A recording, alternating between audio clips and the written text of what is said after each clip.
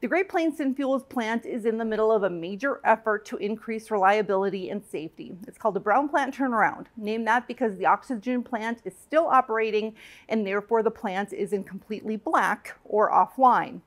In addition to preparing all the maintenance items for this project, the team has also been strategically stockpiling fertilizer inventory and diesel exhaust fluid to ensure delivery to customers throughout the turnaround. Dale Johnson is Senior Vice President and Plant Manager and explains the benefits of this turnaround. Really throughout the plant, this is an opportunity to clean the equipment, inspect the equipment. There's things that we haven't opened for 10 years. So it was a time to really get in and look at those. And really, equipment that runs better, that's more reliable, is inherently safer. So we get both benefits. And again, reliability means better productivity.